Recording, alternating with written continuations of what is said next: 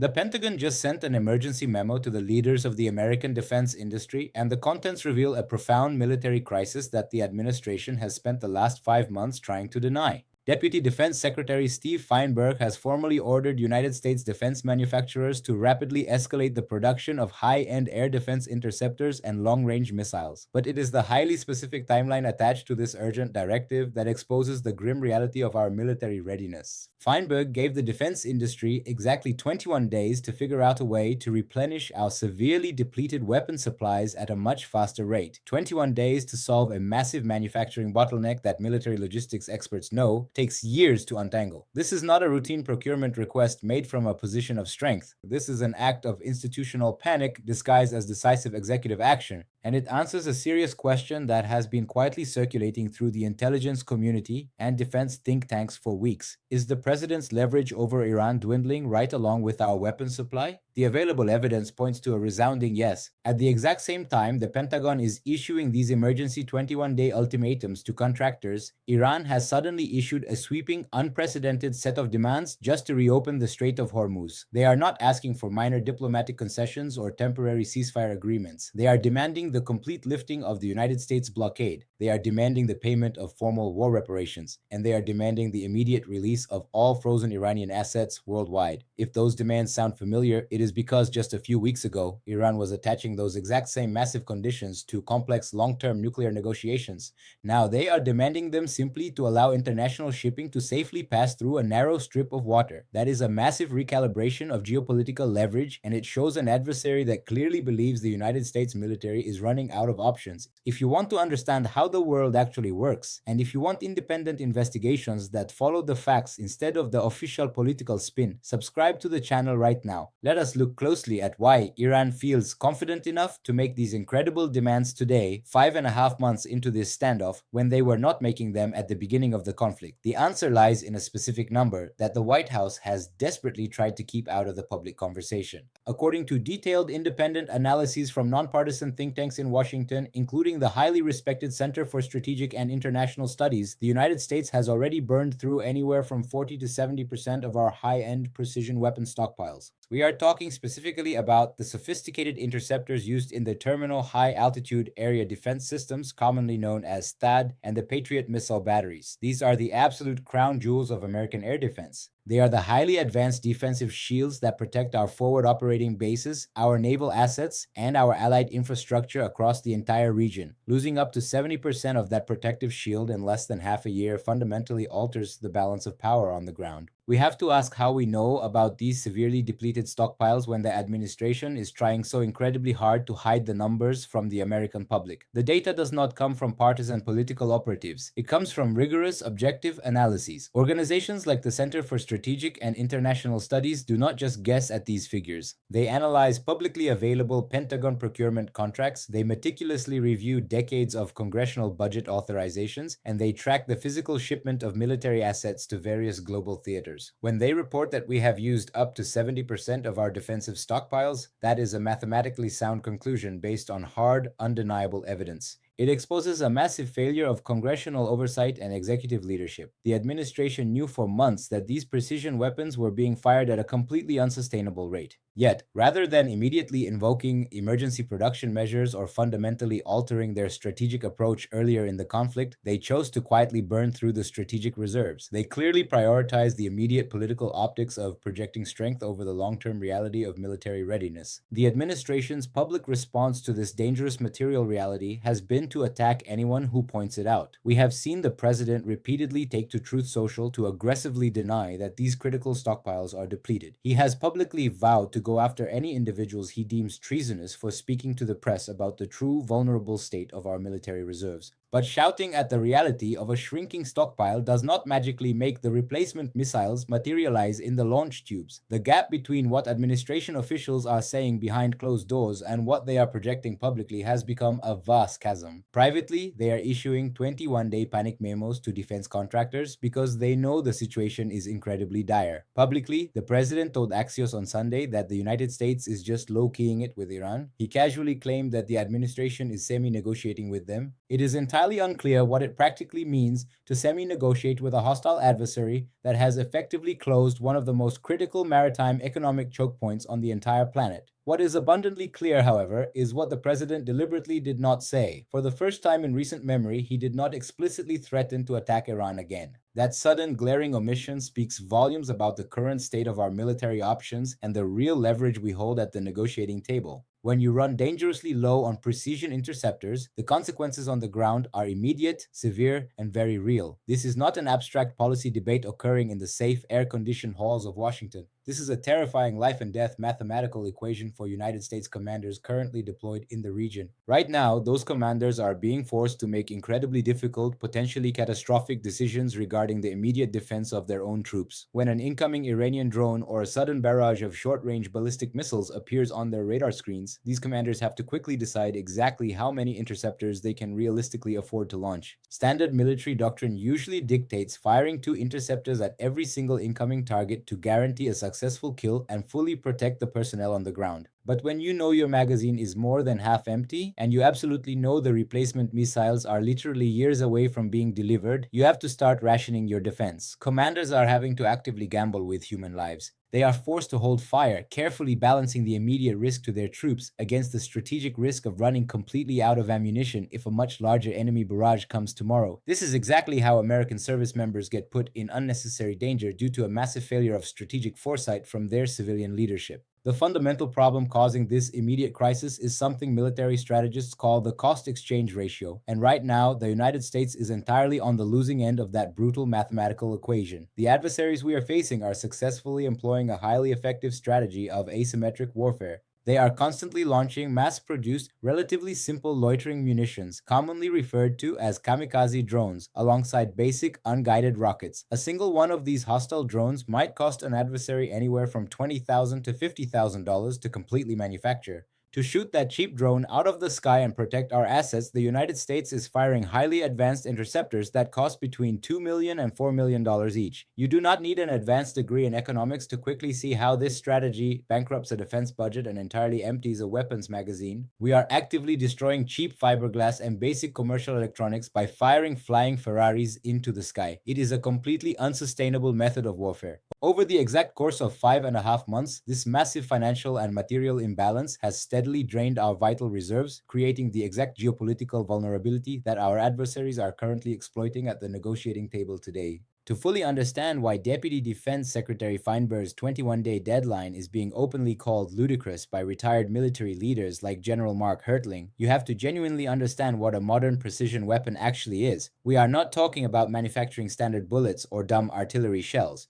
You cannot simply flip a switch, hire a third shift of factory workers, and mass-produce Patriot missiles the way the United States aggressively produced tanks and planes during the Second World War. These modern interceptors are exquisitely complex pieces of advanced aerospace engineering. A single missile requires highly specialized solid rocket motors that must perfectly burn with absolute chemical precision. It requires advanced GPS guidance systems to flawlessly track small targets moving at supersonic speeds. It requires highly specialized thermal batteries that can sit entirely dormant for a decade and then fully activate in a fraction of a second. It requires complex titanium forging, advanced microelectronics, and proprietary targeting software. The delicate supply chain for these specific components stretches across multiple continents and relies on a highly specialized, incredibly limited workforce of trained engineers and technicians. Historically and practically, it takes anywhere from 1 to 5 full years to completely finish the production of these high-end interceptors. That long timeline is hard-coded into the physical, unyielding reality of the global defense industrial base. The president has confidently claimed multiple times in public that he has ordered new manufacturing plants to be built, and that those massive facilities are already going up as we speak. But independent checks of the defense industry show that this claim is simply not true. There are no new manufacturing plants suddenly appearing out of nowhere to magically churn out Patriot and THAAD missiles. You cannot establish a functional new production line for a precision-guided weapon just because you loudly tell the industry to do it. It requires a complete systemic redesign of the industrial base. It requires massive environmental clearances for safely handling highly explosive materials. It requires the slow, deliberate procurement of rare earth metals, and it requires years of specialized facility engineering. The idea that defense contractors can simply give the Pentagon a realistic plan to rapidly replenish these complex supplies in 3 weeks is a bureaucratic fantasy purposely designed to look like decisive action, while actually accomplishing absolutely nothing to solve the core problem. This undeniable industrial reality brings us directly to the Vice President's recent, highly confusing statements made over the weekend. The Vice President attempted to loudly reassure the American public by claiming that we are really just in the middle of the game here. The exact phrase used was that the administration is actively applying a whole host of diplomatic, economic, and military tools to ensure the best possible outcome for the American people. But this official explanation completely falls apart the exact moment you deeply examine the timeline and the material facts on the ground. We are already 5.5 months into this highly destructive standoff. If economic and diplomatic tools were genuinely going to be the primary effective levers of American power, they should have been applied with full force and absolute clarity from the very beginning. What economic tools are truly left to use? The United States has already aggressively applied virtually every maximum pressure sanction available against the Iranian economy over the last decade. The diplomatic tools have clearly failed, as strongly evidenced by the fact that Iran is completely bypassing traditional negotiations and openly extorting the international community over the vital Strait of Hormuz. Instead of diplomacy, the administration clearly leaned heavily on the military option, rapidly burning through billions of dollars worth of completely irreplaceable interceptors to aggressively maintain a fragile status quo that has now deteriorated anyway.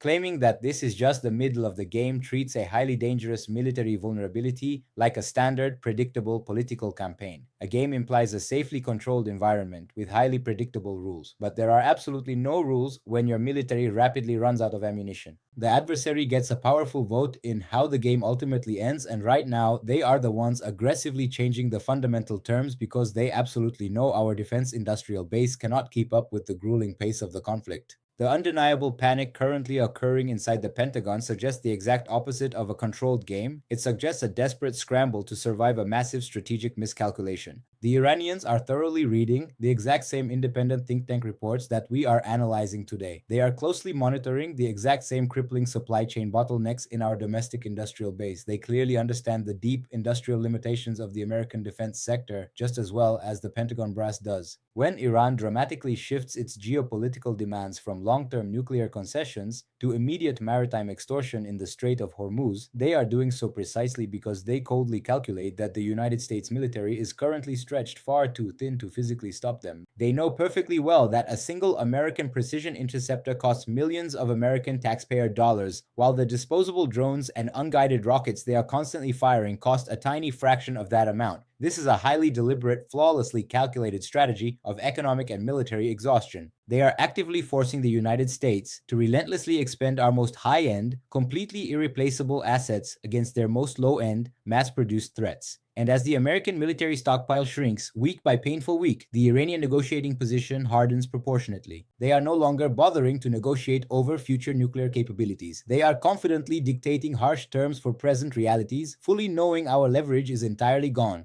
To fully grasp the massive magnitude of Iran's new demands, we must look very closely at the geography and the staggering economics of the Strait of Hormuz itself. This is not just another random waterway on the map, it is a strategically vital maritime choke point heavily located between the Persian Gulf and the Gulf of Oman. At its absolute narrowest point, it is only 21 miles wide, but approximately 20% of the world's total global oil consumption passes through this highly specific corridor every single day. Millions of barrels of unrefined crude oil and massive critical shipments of liquefied natural gas depend entirely on the safe, unhindered navigation of this narrow passage. When Iran issues a sweeping set of demands to reopen the strait, they are effectively holding the entire global economy securely hostage. By demanding the immediate lifting of the United States blockade, the massive payment of formal war reparations, and the total release of all frozen Iranian assets, they are directly setting an exorbitant price tag on global economic stability. The staggering inflation in their diplomatic demands proves beyond any reasonable doubt that they firmly believe the United States no longer possesses the credible military threat absolutely necessary to deter their actions. It constantly feels like we are helplessly taking one step forward and two massive steps back because the fundamental leverage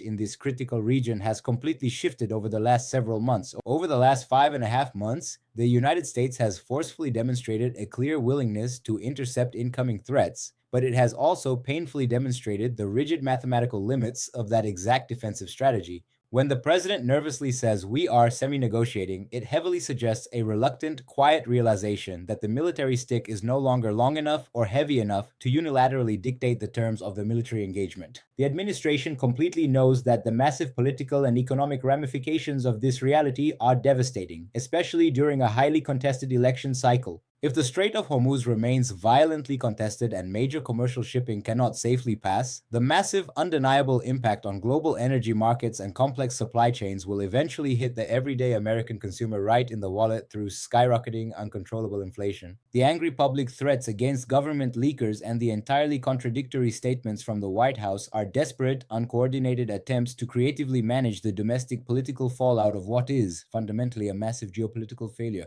What we are actively witnessing right now is definitely not just a temporary supply chain glitch that can be quickly solved with a sharply worded Pentagon memo.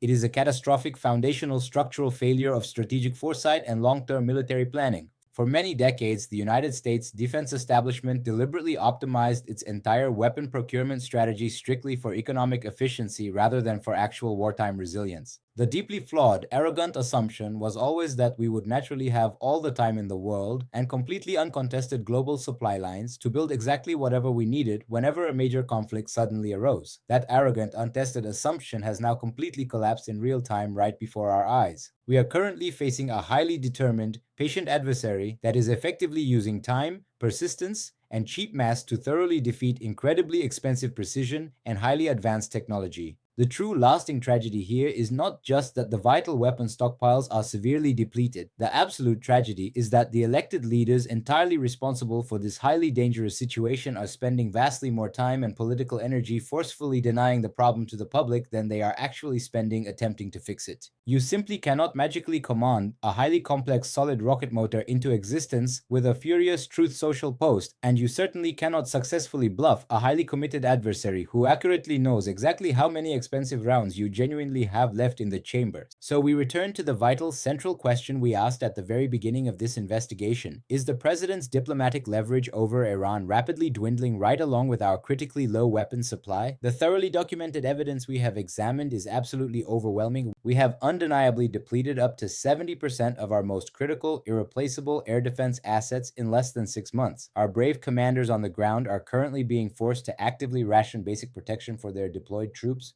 putting American lives at severe unnecessary risk.